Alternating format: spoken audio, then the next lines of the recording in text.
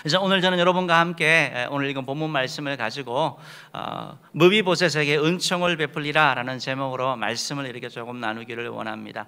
무비보셋에게 은총을 베풀리라. 무비보셋, 아시는 분도 계시고 또 모르시는 분들도 계실 것입니다. 그래서 먼저 조금 설명을 하고 이렇게 들어가는 게 좋을 것 같습니다. 무비보셋이라고 하면 바로 사울 왕의 손자가 됩니다. 사울 왕.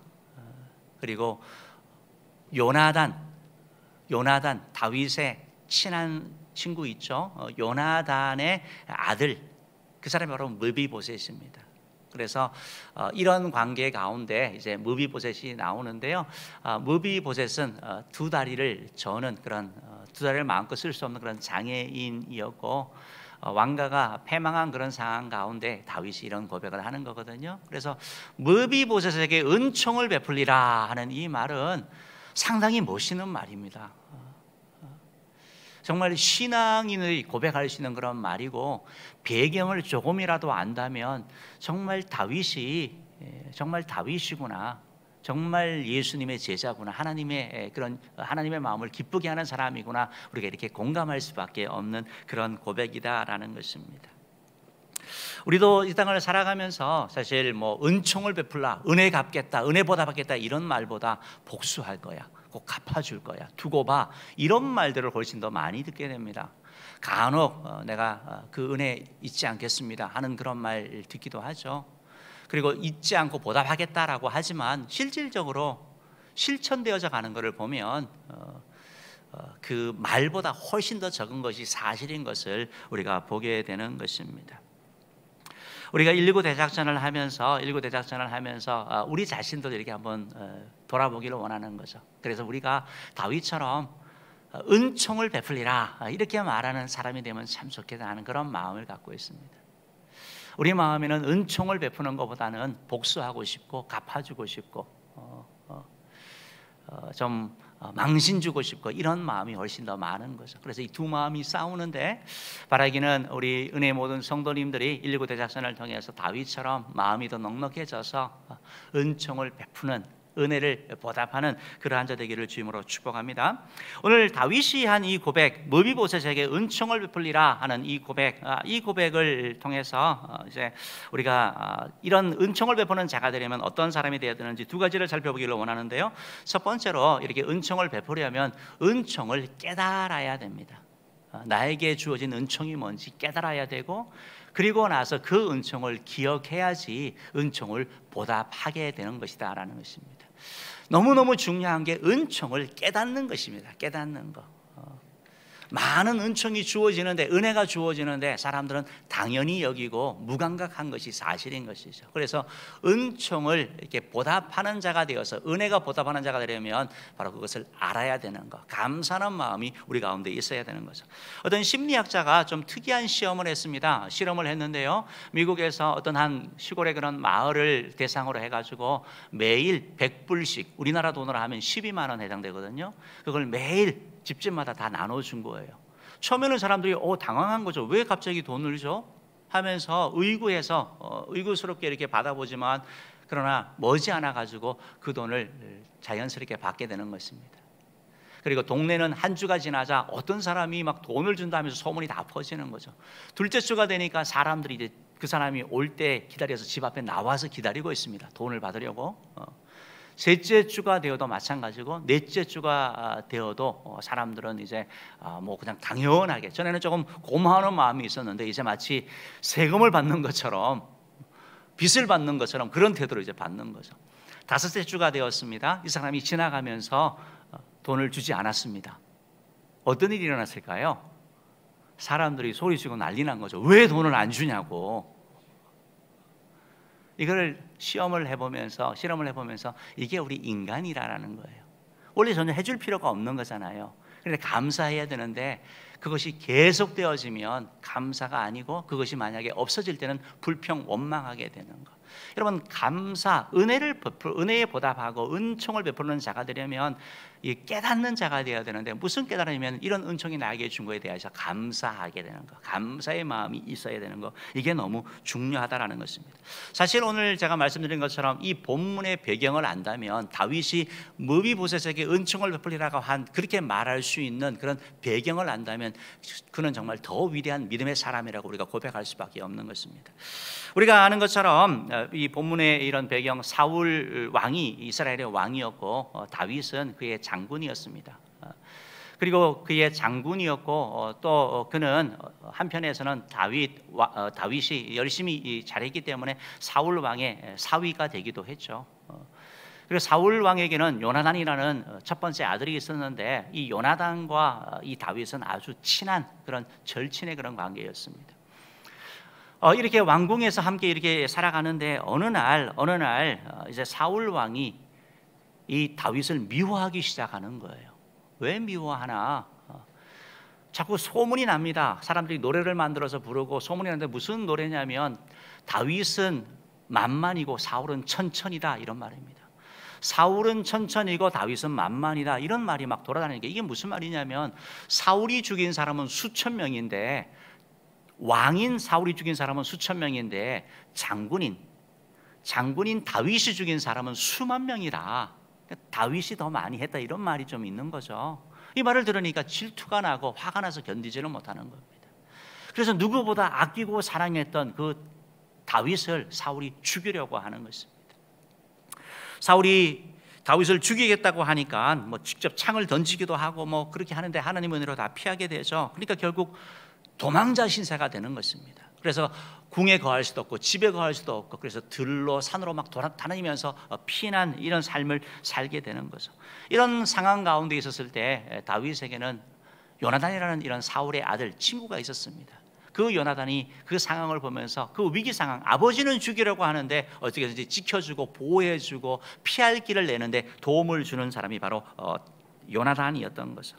어쨌든 이런 도망자의 세월을 10년을 보냅니다. 10년 엄청난 거죠. 한이 100일 수 있는 그런 기한입니다. 뭐 잘못한 게 있는 게 아니거든요. 그런데 어느 날 이제 블레셋과 이스라엘이 전쟁을 합니다. 블레셋과의 전쟁에서 다윗이 아닌 사울과 요나단이 전쟁에 나가서 두 사람이 길보아 전투에서 두 사람 다 죽게 되는 일이 일어나게 됩니다.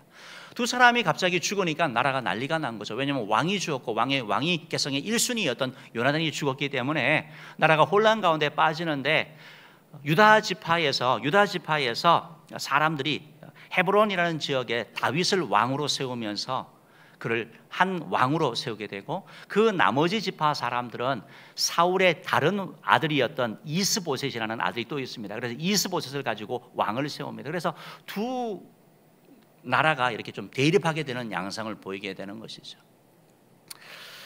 이스보셋과 함께 했던 그 장군 가운데 아브넬이라는 장군이 있는데, 이 장군이 가만히 보니까 다윗 쪽이 훨씬 미래가 있는 것처럼 보이는 거예요. 승산이 있는 거예요. 그래서 아브넬이 나라를 세우는데 기여를 했는데 이스보셋을 배신하고 다윗에게 갑니다. 근데 이제 다윗 장군이었던 요압 장군이 배신자는 받을 수 없다, 그래서 처형을 시키죠. 어쨌든 이스보셋이 어쨌든 나라를 이렇게 이끌어가는 그런 가운데 있는데, 또 그 가운데 배신이 일어나서, 반역이 일어나서 배에 칼이 찔려가지고 죽는, 이스보셋이 죽게 되는 겁니다. 그러니까 자연스럽게 이스라엘 나라의 왕은 다윗 한 사람밖에 없는 거죠. 그래서 자연스럽게 다윗이 전체에 이제 왕으로 등극하게 되는 것입니다. 여러분, 다윗이 왕으로 등극하고 나서 제일 먼저 한 일이 뭐냐면 하나님의 법궤를 가져오는 겁니다. 블레셋에게 뺏겼던 그 법궤를 가져오는 일을 하는 것이죠. 그리고 나서 사무엘하 6장에 보면 이 다윗이 나단 선지자를 불러가지고 자기가 하나님의 성전을 짓겠다라고 얘기를 합니다. 그런데 하나님이 거절하시죠. 너 마음만 받겠다라고 얘기를 합니다. 왜? 피를 많이 흘렸기 때문에 그렇게 얘기를 하시죠. 그러면서 하나님이 뭐라고 말씀하시면, 네가 나의 집을 지우는 것이 아니라 내가 너의 집을 지워줄게, 너의 왕조를 내가 책임져 줄게 라고 하나님이 아주 기뻐하면서 다윗의 그 마음을 받으신 것이죠. 여러분, 우리가 때때로 생각할 때 하나님께 우리가 뭘 하고 싶고 막 못하는 그런 가운데 있잖아요. 그때 우리가 마음만 드려도 하나님이 받으신다라는 거예요. 중심이 너무 중요한 거죠. 하나님은 그걸 보셨다라는 것입니다. 어쨌든 이 일들을 하니까 하나님이 아주 기뻐하시면서 다윗 왕조에 막 축복을 하시니까 다윗 나라가 견고해지는 거예요. 편안해지는 거예요. 번영하게 되는 거예요. 나라도 안정하게 되고 또 주변도 함부로 넘볼 수 없는 그런 나라가 되었습니다. 바로 그렇게 되자 다윗이 어느 날 생각을 해보니까 과거 생각이 나는 거죠. 여러 가지 생각들을 하게 됩니다. 그 가운데 깨달음이 있는 겁니다. 사무엘하 9장 1절 말씀 한번 읽어보겠습니다. 사무엘하 9장 1절 읽어봅시다. 시작. 다윗이 이르되 사울의 집에 아직도 남은 사람이 있느냐? 내가 요나단으로 말미암아 그 사람에게 은총을 베풀리라 하니라. 이렇게 얘기를 하는 거예요. 은총을 베풀겠다라고 얘기를 합니다. 은혜 베풀겠다는, 보답하겠다라는 거예요.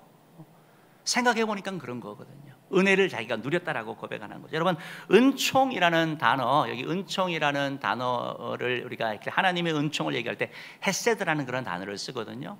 헤세드라는 단어는 은총, 은혜, 사랑, 자비로 다 번역이 됩니다. 문맥에 따라서 다르게 번역되는 것이 헤세드라는 그런 단어인데, 이 은총이라는 단어는 어떤 의미가 있냐면 아랫사람이 윗사람에게 하는 게 아니고 윗사람이 아랫사람에게 하는 겁니다. 왕이 밑에 사람에게 하는 거니까 은총이 맞는 거죠. 우리는 하나님께 은총을 베푸는 게 아니라 하나님의 은혜에 우리는 보답을 하는 거죠. 그러니까 은총을 베풀고 은혜를 보답하는 거하고 같은 그런 의미 가운데 여러분이 이해를 하시면 되는 것입니다. 어쨌든 이 은총을 베푼다라고 이렇게 얘기를 하고 있는 것입니다. 다윗이 가만히 생각해 보니까 과거에 정말 10년의 그런 생활 동안 죽을 고비도 넘겼고 어려움도 많이 겪었지만 그래도 돌이켜 보니까 하나님의 은총이 있었던 것이죠.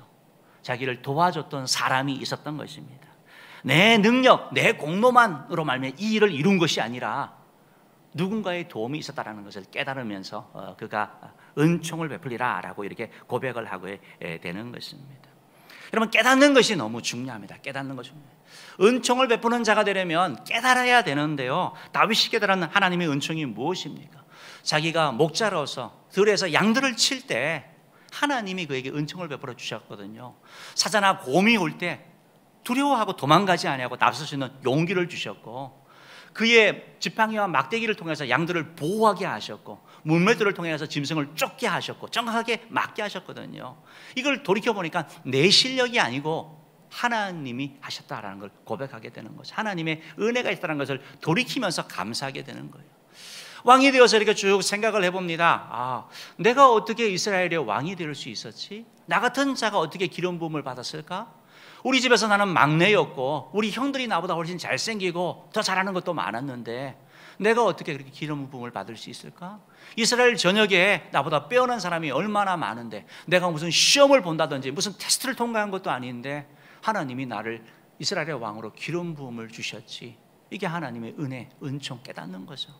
또 자신을 이렇게 쭉 생각을 해봅니다. 자기가 골리앗과의 전쟁을 해나가면서 골리앗과 싸움을 하는데, 아니 블레셋의 장군 중의 장군인 골리앗과 소년 다윗이 싸우면 누가 이깁니까? 그건 당연히 골리앗이 이기는 거죠. 그거는 보나마나 뻔한 거예요. 그거는 뭐 얘기할 필요가 없는 거예요. 그런데 누가 이겼습니까? 다윗이 이기잖아요. 자기 실력으로 이겼습니까? 그가 가진 물맷돌을 가지고 던졌더니 하나님이 완전히 무장이 되어 있는데 무장되지 않는 곳에 맞아가지고 쓰러지게 하는 일이 일어나는 거죠. 우리는 어떤 사람은 그걸 기적이다, 우연이다 말하지만 우리는 그게 우연이 아니라 하나님이 하시는 일이, 다윗이 그것을 깨닫는 거죠. 그러니까 너무 감사한 거죠. 감사한 거죠. 하나님이 계속 그렇게 도와주시고 은혜 주셨다는 것을 깨닫는 것입니다. 더군다나 사울 왕의 계속된 그런 위협과 공격 앞에 하나님이 그를 지켜주셨거든요. 여러분, 사울을 우습게 보지 마십시오. 아까 말씀드린 것처럼 사울은 천천히라고 말하는 것처럼 고대의 왕들은 전쟁에 나가서 싸우는 사람이었거든요. 장군입니다. 그런 장군이 바로 코앞에 두고 창을 던졌는데 창이 빗나갔어요. 한 번도 아니고 두 번이나. 이걸 어떻게 설명할 수 있냐고요. 그가 깨닫는 것은 하나님의 은혜구나. 사울이 무장한 군사를 데리고 막 추적해 오는데 어떻게 발각이 안 되냐고요. 발각이 될 수밖에 없는 그런 상황 가운데서도 하나님이 눈을 멀게 하셔서 지켜주시고 보호해 주시고 피할 길을 내어주시는 거, 또 없는 사람을 붙여주시는 거, 요나단과 같은 사람을 붙여주시는 거, 이게 다 하나님의 은혜인 것을 깨달으니까 그는 감사하게 되는 것이죠. 여러분, 깨달음이 하나님의 은혜에 보답하는 은혜를, 은총을 베푸는 출발점이 된다라는 것입니다. 깨닫지 못하면 못 되는 거예요. 하나님이 하셨는데 내가 다 했다. 물론 한계 있죠. 그래야지 출발이 되는 것이고, 깨달아야지 하나님의 은혜를 계속 누리게 되는 거예요. 우리가 잘 아는 것처럼 여호수아 장군이 아말렉과 전쟁을 하지 않습니까? 이스라엘 군사들이 얼마나 열심히 밑에서 싸웠겠습니까? 여호수아의 탁월한 지도력을 통해 가지고 싸웠겠죠. 그거 틀림없는 겁니다. 근데 여호수아가 야, 내가 그렇게 싸웠더니 나에게 승리가 왔다, 이렇게만 생각을 한다면 그는 그 승리를 오래 가져가지 못합니다. 뭘 깨달아야 됩니까? 그것뿐만 아니라 산 위에 모세가 손을 들었다는 것을 깨달아야 되는 거죠. 기도하는 아론과 훌이 있다는 걸 깨달아야 되는 거죠. 그래야지 계속해 갈 수 있는 것이죠. 어쨌든 다윗은 어쨌든 이런 하나님의 은혜를 깨달으니까, 하나님의 은총을 깨달으니까 뭐 그 가운데 그냥 감격하는 거죠. 그러니까 마음이 넉넉해지고 베풀고자 하는 그런 마음이 생기는 거 아니겠습니까? 가만히 생각해 보니까 하나님만이 아닌 사람들도 자기에게 은총을 하나님이 붙여주신 거예요. 사울 왕을 통해 가지고 이스라엘의 목동이었던 그가 장군으로 서지 않습니까? 전쟁을 해나가면서 어쨌든 명성을 떨치게 되는 것이고, 또한 사울의 사위가 되는 딸 미가를 줘가지고 사위가 되는 은혜를 어쨌든 누렸던 거예요. 더군다나 요나단 같은 경우는 말할 것도 없죠. 요나단 같은 경우 정말 인생에 좋은 친구, 정말 말할 수 없는 아이들 표현으로 절친이 되어가지고 위기 상황, 그 상황 가운데도 함께하고 위로하면서 도와줬던 사람, 바로 요나단을 하나님이 주셨던 것이죠. 여러분, 요나단은 왕이에요. 왕자예요, 왕자. 다윗이 없으면 왕위를 계승하는 자예요. 그런데 그는 그 자리를 탐하는 것이 아니라 하나님의 뜻을 탐하면서 그 친구를 지켜주고 보호하려고 했던 사람이 바로 요나단 아닙니까? 사무엘상 20장 13절 말씀에 보면 이런 말씀이 있죠. 한번 읽어봅시다. 시작. 그러나 만일 내 아버지께서 너를 해치려 하는데도 내가 이 일을 내게 알려주어 너를 보내어 평안히 가게 하지 아니하면 여호와께서 나 요나단에게 벌을 내리시고 또 내리시기를 원하노라. 여호와께서 내 아버지와 함께 하신 것 같이 너와 함께 하시기를 원하노니. 아멘, 아멘. 그러면 무슨 말이냐면 약속하는 거거든요. 요나단이 다윗에게 우리 아버지가 지금 하는 거 잘못하는 일이야. 아버지지만 그런데 너를 죽이려 하는 그런 음모를 내가 알게 되면 내가 너에게 정말 말려줄게. 그렇게 하지 않으면 하나님이 나에게 벌 내리실 거야.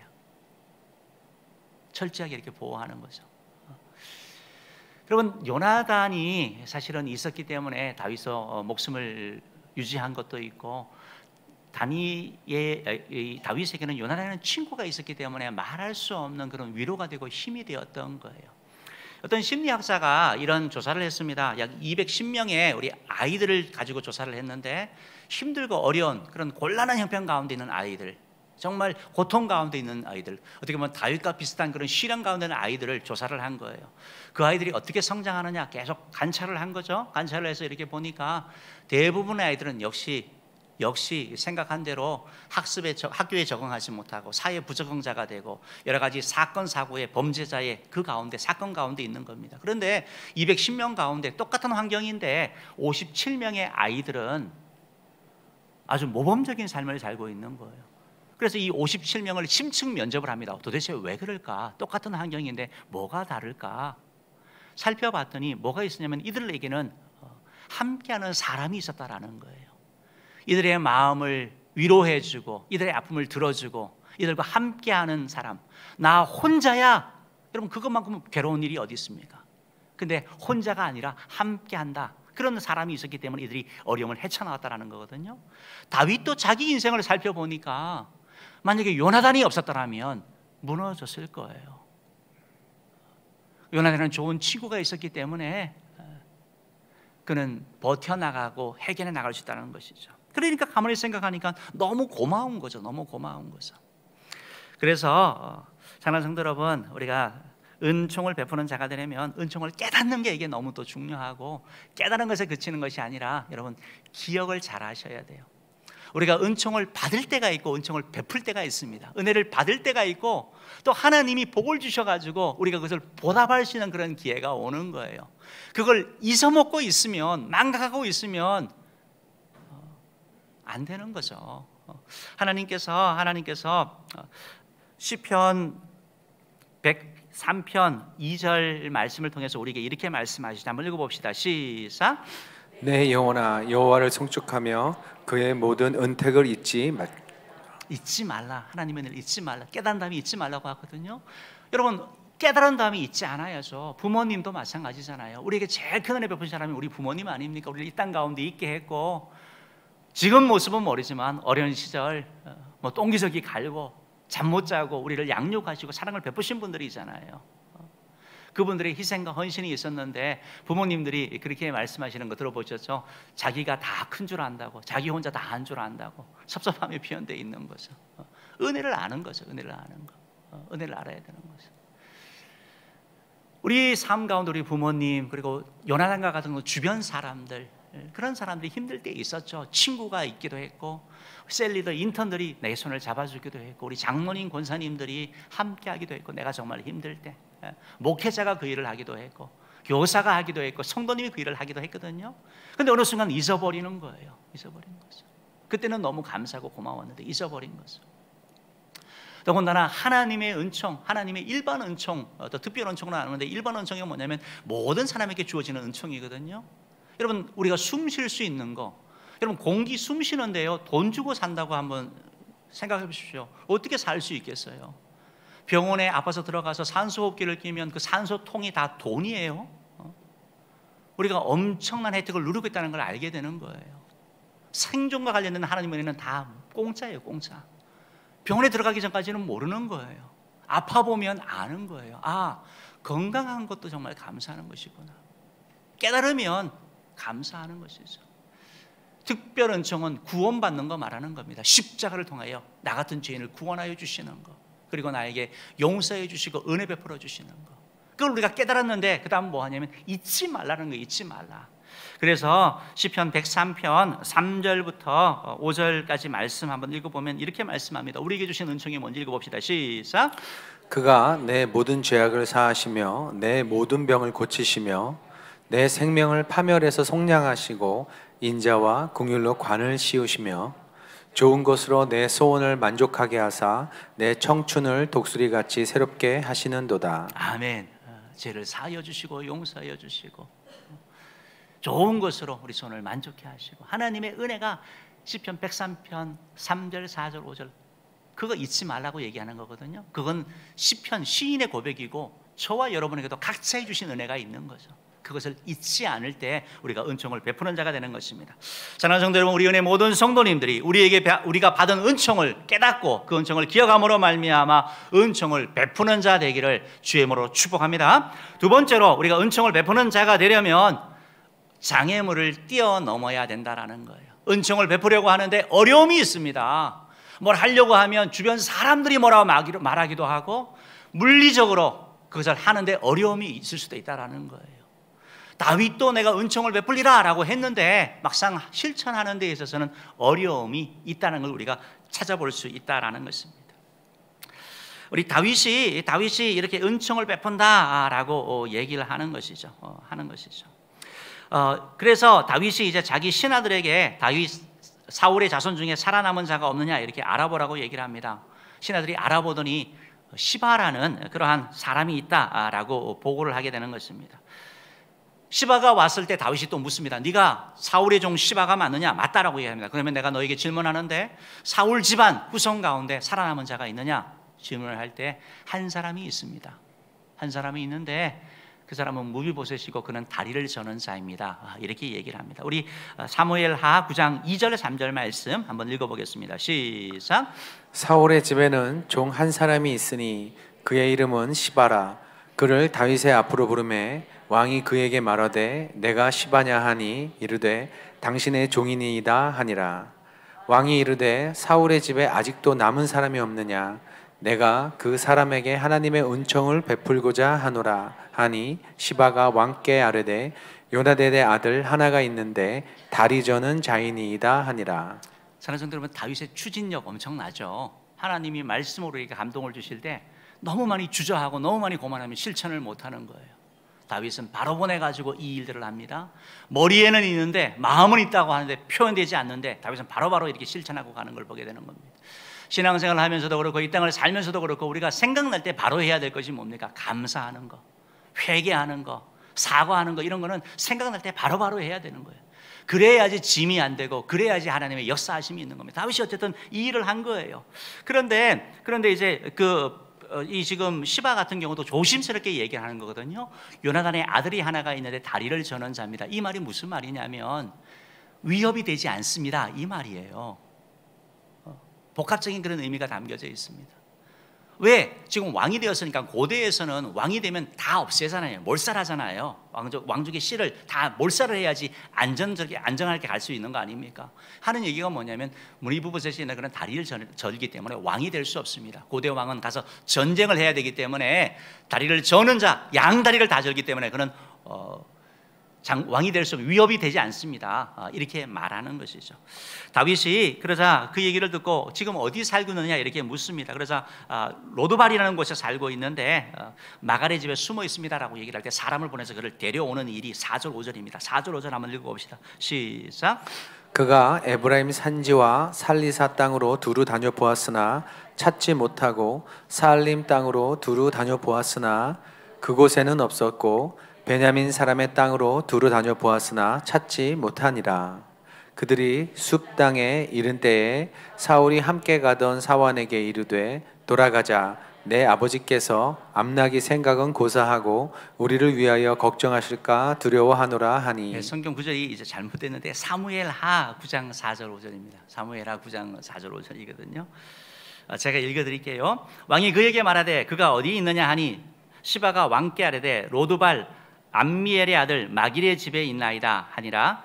다윗 왕이 사람을 보내어 로드발 암미엘의 아들 마길의 집에서 그를 데려오니 이렇게 말씀하고 있는데 뭐냐면 로드발 또 뭐 암미엘, 마길 다 이제 익숙하지 않기 때문에 이제 조금 설명드리려고 그랬는데요. 로드발이라는 것은 지역을 얘기를 합니다. 지명 말합니다. 우리 뭐 동작구 노량진 이런 것처럼 로드발 지역에 있는 누구 집에 있냐면 마길의 집에 있다라고 얘기를 합니다. 마길이 누구냐 할 때 아버지를 보통 얘기하거든요.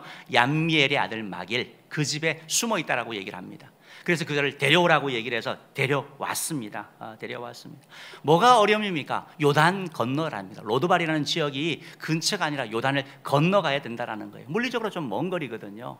의지가 없으면 에이 그래 다음에 하자 이렇게 할 수 있는 거예요. 그런데 건너가게 하고 찾아가지고 그 일을 보답하게 하는, 적극적으로 나아가는, 소곡성을 건너뛰는 그런 모습을 볼 수 있는 것입니다.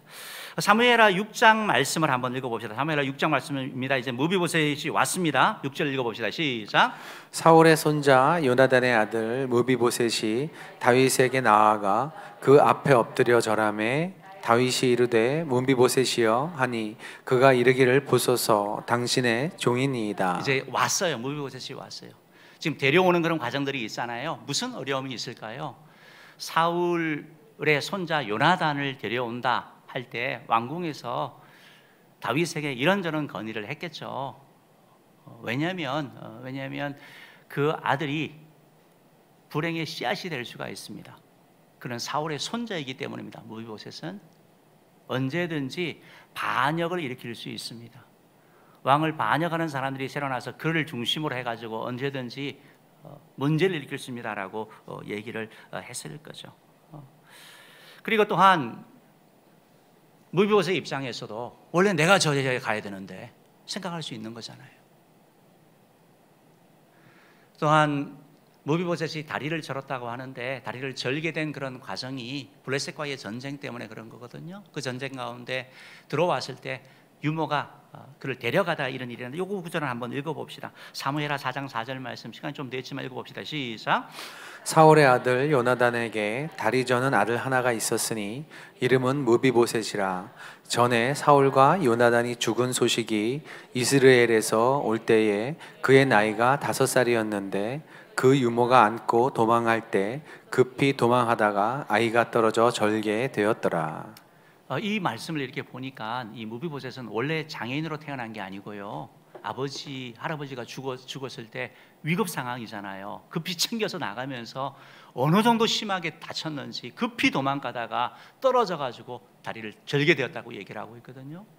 치료할 기회가 없었던 거죠. 숨어 살아야 되는 거니까. 사울 왕족이라 그러면 몰살시키니까 숨어 살아야 됐으니까 제대로 치료를 하지 못한 어떤 다윗 왕국 가운데 그런 아픔이 있는 거죠.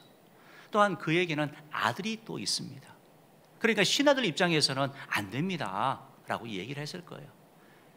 사실 그래서 이제 우리 6절 말씀에 보면 무비보셋에서 얘기하면서 사울의 손자 요나단의 아들 무비보셋 이렇게 표현되어 있거든요. 6절 말씀 다시 한번 줘보십시오. 6절 말씀 보면 사울의 손자 요나단의 아들, 6절 말씀이요, 사울의 손자 요나단의 아들 무비보셋 이렇게 되어 있죠. 무비보셋을 어떻게 볼 거예요? 사울의 손자로 보면 사울이 자기에게 한 일들이 있죠. 10년 동안 쫓겨가는 삶, 잘못한 것도 없는데 화가 나겠죠.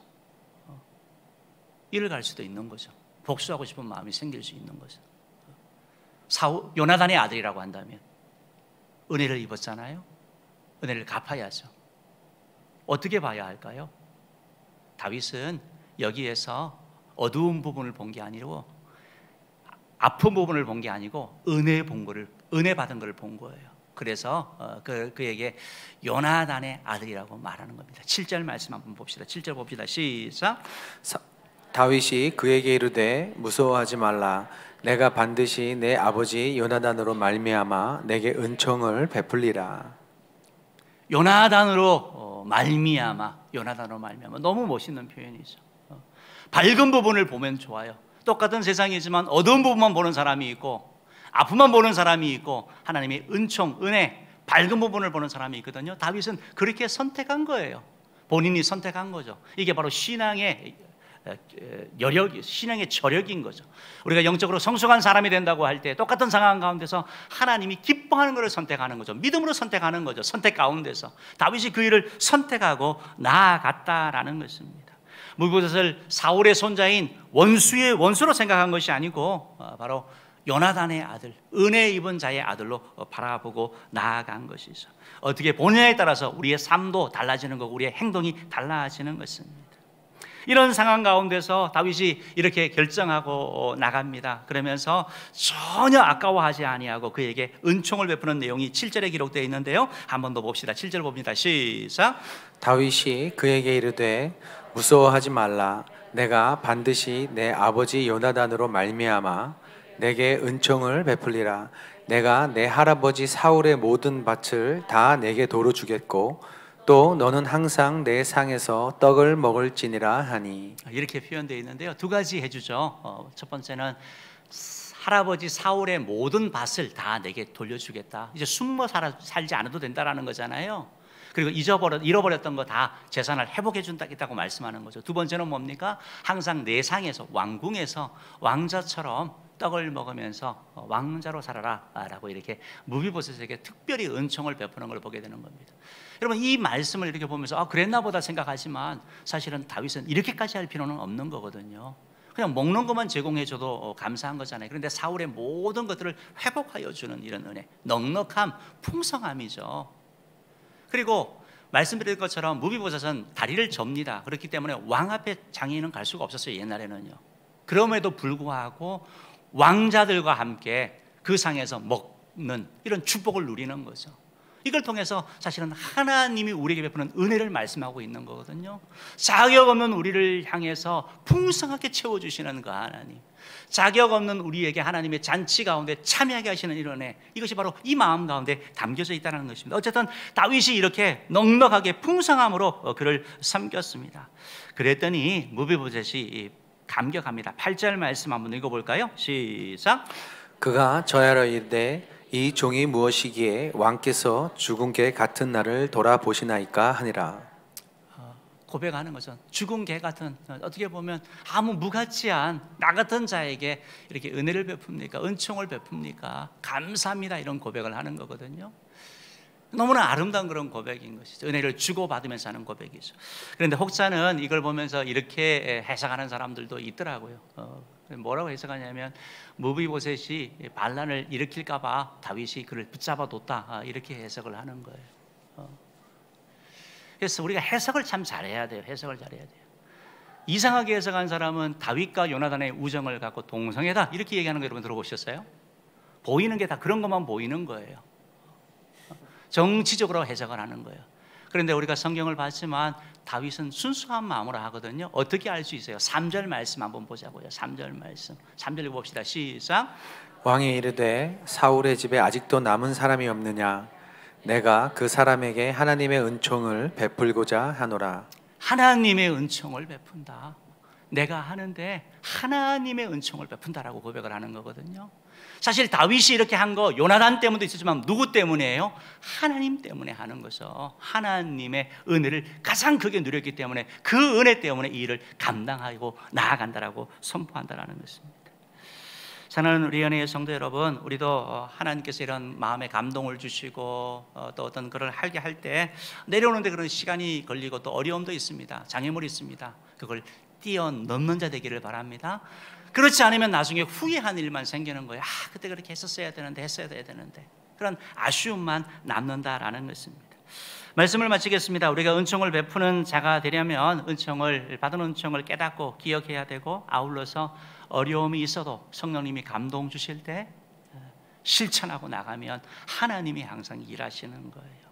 이 일을 통해서 하나님이 다윗 왕국을 더 견고히 세우시고 하나님이 그에게 더 많은 은혜를 주신 것이죠. 우리가 이 하나님과의 관계에 있어서뿐만 아니고 우리가 은혜 받은 거, 특별히 추석 명절을 앞두고 있지 않습니까? 추석 명절 한 가족을 생각하는 거죠. 코로나19 통해 가지고 어떻게 보면 다윗처럼 우리 자신을 좀 돌아볼 수 있는 그런 시간들이 좀 상대적으로 많아졌습니다. 그래서 여러분 한 사람 한 사람의 개인의 삶 가운데 있었던 하나님의 은총, 하나님의 은혜를 한번 이렇게 좀 돌아보는 그런 시간 되기를 바라고, 아울러서 내가 이 자리에 있기까지 나에게 베풀어 주신 부모님, 또 주변 사람들, 여러 사람들의 은총을 한번 좀 돌아보기를 원합니다. 아울러서 또한 그 은총에 대해서 감사를 표하고 나아가는, 그래서 하나님의 은총을, 하나님의 은혜를 흘러보내는 그런 자 되기를 바라고, 무엇보다 우리 주변 사람들에게 최고의 하나님의 은혜는 예수 그리스도인 줄 믿습니다. 바로 예수 그리스도의 생명을, 예수 그리스도의 복음을 전하는 저와 여러분 되기를 주님으로 축복합니다. 기도하도록 하겠습니다.